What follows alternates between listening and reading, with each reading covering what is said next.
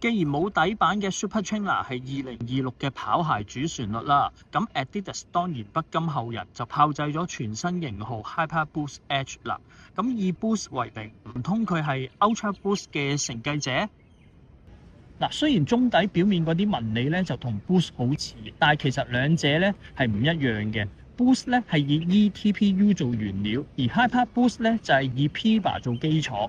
咁品牌咧就將呢款新材料咧就命為 Hyper Boost Pro 啦。至於性能表現啦，其實兩者嘅分別都好大嘅。如果以今日嘅標準嚟講，Ultra Boost 就屬於偏腍啦、偏重啦，而 Hyper Boost 咧佢有好強嘅緩震力之餘咧，亦都有好強嘅韌性嘅，落地嘅感受咧亦都比較輕。或者超厚底嘅鞋款咧，總係俾人踩屎嘅錯覺啦。但係 Hyper Boost 咧就例外嘅。我仲好記得咧，我第一次着嘅時候咧，就已經感受到有好明顯嘅緩震力啦，仲有好實實在在嘅回彈力啦，好快就傳到落腳底。加上咧，佢嘅中底咧係冇任何板塊嘅，就唔會出現碳板鞋前推力過大嗰種現象啦。咁同埋嗰種回彈力咧係屬於充沛而且可控嘅範圍之內嘅。呢個咧就正正係 Hyper Boost 中底嘅好處啦。佢無論你係新手或者高手啦，都可以感受到舒適而且反應快、易控速又慳力嘅跑步感受。而且咧，佢冇底板嘅加成作用之下咧，就為跑手帶嚟更實在嘅練習效果。除此之外啦 ，Hyper Boost 嘅穩定性咧亦都相當好嘅。雖然咧個材料嘅彈性好高啦，但係就唔會話過度屈曲變形嘅。加上咧佢嗰個觸地面積咧亦都相當遼闊啊，咁咧就有效降低咧觸地不穩嘅機會啦。而且 Light Traction 外底嘅抓地力咧就相當好嘅，全掌式嘅設計咧亦都更加有安全感啦，亦都比傳統嘅外底物料輕。留意啦，佢外底咧係用晒環紋設計嘅，咁有助就分散壓力啦。不過咧就爭啲將力量導前嘅效果啦。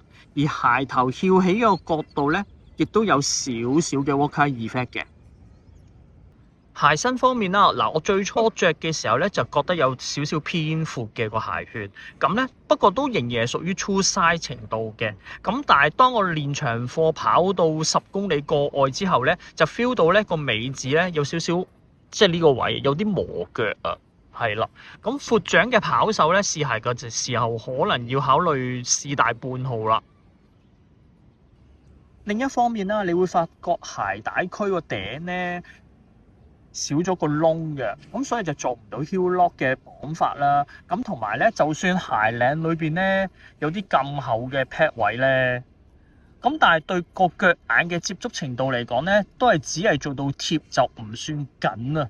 咁所以咧就加上佢又冇堅固嘅 heel counter 啦，咁所以咧我就唔建議後掌跑手選用啦。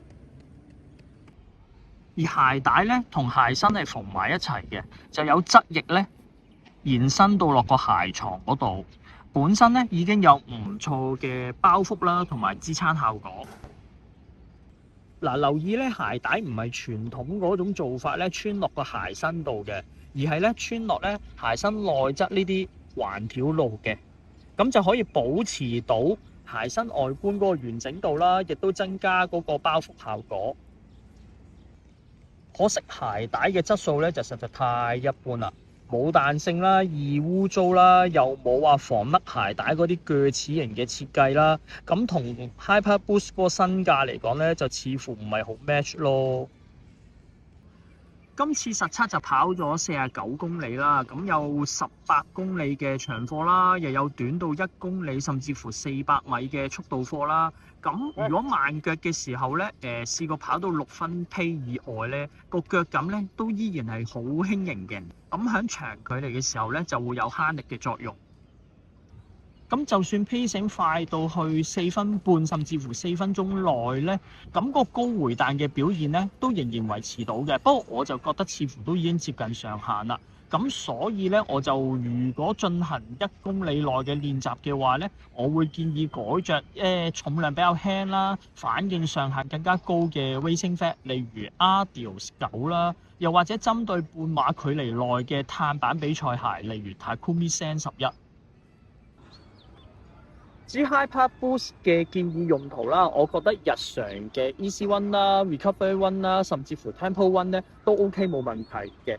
而長課咧就最可以發揮到佢嘅功用啦，可以將佢嘅舒服啦同埋慳力嘅特性咧發揮到極致嘅。咁而且就算係長跑新手咧，都可以放膽用冇門檻嘅。如果甚至乎就係話你嘅全馬比賽目標時間係4個鐘頭或者再多少少嘅話咧，攞佢嚟做比賽鞋咧都冇話唔得嘅。最後溫馨提示啦，咁首輪紅白配色咧，其實喺官網嗰度已經賣晒㗎啦。咁下一輪咧就可望喺5月1號啦，喺門市嗰度接棒上架嘅。咁相信到時都會有更多嘅顏色選擇。想入手 Hyper Boost 嘅朋友咧就要留意啦。